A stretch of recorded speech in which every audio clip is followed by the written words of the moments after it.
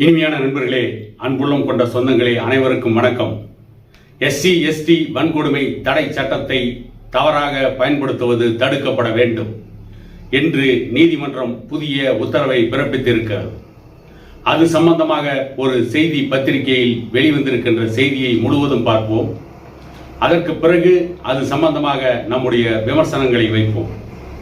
SC ST வன்கொடுமை தடுப்பு சட்டத்தின் கீழ் பதிவு செய்யப்படும் வழக்குகள் மீது உத்தரவுகளை பிறப்பிக்கும் பொழுது புகார் தெரிவித்தவர் மட்டுமின்றி பொதுவான பார்வையை கருத்தில் எடுத்துக்கொள்வது அவசியம் என உச்சநீதிமன்றம் உத்தரவிட்டுள்ளது.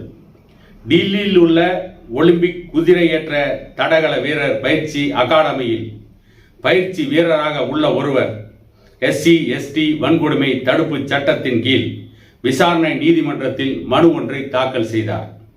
அதில் தன்னை ஜாதி பெயரை சொல்லி திட்டிய நபர் மீது வன்கொடுமை தடுப்பு சட்டத்தின் கீழ் வழக்கு பதிவு செய்ய உத்தரவிட கோரினார். இதை அடுத்து இந்த வழக்கில் முதற்கட்ட விசாரணைக்கு உத்தரவிட்ட நீதிமன்றம் விசாரணைக்கு பின் மனுவை தள்ளுபடி செய்தது. இதை எதிர்த்து உச்சநீதிமன்றத்தில் மேல்முறையீடு செய்யப்பட்டது. மனுவை விசாரித்த நீதிமன்றம் இந்த மனு தெளிவற்று இருப்பதாகவும் குற்றத்தின் தன்மை முழுமையாக இடம்பெறவில்லை என்றும் கூறியது. அப்படி இருக்கையில் வழக்கு பதிவு செய்யவும் விசாரணைக்கு உத்தரவிடவும் முடியாது என்று நீதிமன்றம் தெரிவித்துவிட்டது. அதன் பின் வன்கொடுமை தடுப்பு சட்டத்தின் கீழ் அதன் தொடர்பான சட்ட பிரிவு 3 கீழ் 1 நீதிமன்றம் ஆய்வு செய்தது. அதில் பொது பார்வையில் SC ST பிரிவினரை வேண்டுமென்றே அவதூறு செய்யும் கருத்துக்களை தெரிவிப்பது குற்றம் என குறிப்பிட்டுள்ளது.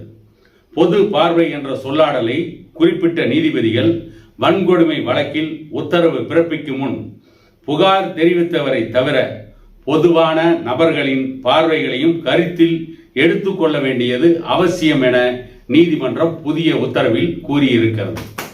நீதிமன்றத்தின் இந்த உத்தரவு வன்கொடுமை தடை சட்டம் தவறாக பயன்படுத்துவதை தடுப்பதற்கு உதவுவதோடு வன்கொடுமை தடை சட்டத்தில் தவறாக கைது செய்யப்பட்டு வழக்கு தொடுக்கப்பட்டவர்கள் நீதிமன்றத்தின் இந்த புதிய உத்தரவை நீதிமன்றத்திலே வைத்து வாதாடி வன்கொடுமை தடை சட்டத்தில் தவறாக அவர்கள் கைது செய்யப்பட்டிருந்தால் அவர்கள் விடுதலை செய்வதற்கும் அந்த வழக்கில் இருந்து அவர்கள் வெளியே வருவதற்கும் ஒரு வாய்ப்பாக அமையும்.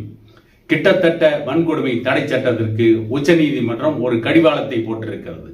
இதை ஏன் சொல்கிறோம் என்று கேட்டால், தமிழகத்திலே வன்கொடுமை தடை சட்டம் பல இடங்களில் தவறாக பயன்படுத்தப்படுகிறது. அதுவும் குறிப்பாக திமுக ஆட்சி வந்ததற்கு பிறகு குறிப்பிட்டு ஒரு சம்பவத்தை சொல்ல வேண்டும் என்றால், பாட்டாளி மக்கள் கட்சியின் தலைவர் அன்புமணி ராமதாஸ் அவர்கள் நெய்வேலி நிலக்கரி நிறுவனத்திற்கு எதிராக கருத்து கேட்பு கூட்டத்திற்கு செல்கின்ற பொழுது விடுதலை சிறுத்தைகள் கட்சியினுடைய ஒரு ஊராட்சி மன்ற தலைவர் குறுக்கே வந்த பொழுது அவருடைய கார் வேறு எங்கோ விபத்து ஏற்பட்டு விட்டது. அந்த விபத்து ஏற்பட்ட காரை பாட்டாளி மக்கள் கட்சியின் ஒன்றிய செயலாளர்கள் தான் சேதப்படுத்தினார்கள் என்று சொல்லி அந்த காரை சேதப்படுத்தியதாக சொல்லப்படுகின்ற சாட்சி சான்றாவணங்கள் எதுவும் இல்லாமல், கண்ணால் கண்ட சாட்சிகள் யாரும் இல்லாமல் அந்த புகார்தாரர் கொடுத்த மனுவை வைத்தே அவர்கள் மீது வன்கொடுமை தடை சட்டத்தை போலீசார் பதிவு செய்தார்கள். இந்த இடத்திலே வன்கொடுமை தடை சட்டம் தவறாக பயன்படுத்தப்பட்டிருக்கிறது. அதை போல மேட்டூர் சட்டமன்ற தொகுதிக்குட்பட்ட கொளத்தூர் பகுதியில் சில இளைஞர்கள், குறிப்பாக தாழ்த்தப்பட்ட சமூகத்தை சார்ந்த ஒரு சில இளைஞர்கள் அந்த வழியிலே போகின்ற பெண்களை கிண்டல் செய்த பொழுது, மாணவிகளை கிண்டல் செய்த பொழுது அதை தட்டி கேட்ட, நியாயம் கேட்ட மேட்டூர் சட்டமன்ற உறுப்பினர் சதாசிவம், பாட்டாளி மக்கள் கட்சியின் சட்டமன்ற உறுப்பினர் சதாசிவம் பெண்களுக்கு ஆதரவாக பேசியதை கூட பொறுத்து கொள்ள முடியாமல் விடுதலை சிறுத்தைகள் கட்சியுடைய தலைவர் திருமாவளவன் மேட்டூர் சட்டமன்ற உறுப்பினரை வன்கொடுமை தடை சட்டத்தின் கைது செய்ய வேண்டும் என்று அறிக்கை விட்டதையும் பார்த்திருக்கிறோம்.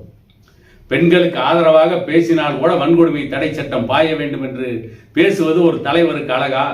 அப்படி அறிக்கை விடுவது ஒரு தலைவருக்கான தகுதியா என்று அவரும் சிந்திக்கவில்லை. ஆகவேதான் வன்கொடுமை தடை சட்டம் தவறாக பயன்படுத்துவதை தடுக்க வேண்டும் என்று பாட்டாளி மக்கள் கட்சியுடைய நிறுவனர் டாக்டர் ஐயாவிலிருந்து பல தலைவர்கள் கோரிக்கை வைத்திருக்கிறார்கள். இன்று வரை அந்த வன்கொடுமை தடை சட்டம் தவறாக பயன்படுத்தப்படுவது ஒரு சில இடங்களில் நடந்து கொண்டுதான் இருக்கிறது. நாம் அனைத்து காவல்துறை சார்ந்தவர்களையும் குற்றம் சொல்லவில்லை. ஆனால் ஒரு சிலர் புகார் கொடுத்த உடனே அந்த புகாரின் மீது உடனடியாக வன்கொடுமை தடை சட்டத்தின் கீழ் தான் வழக்கு பதிவு செய்கிறார்கள். அதன் அடிப்படையில் தான் அவர்கள் கைது செய்யப்படுகிறார்கள்.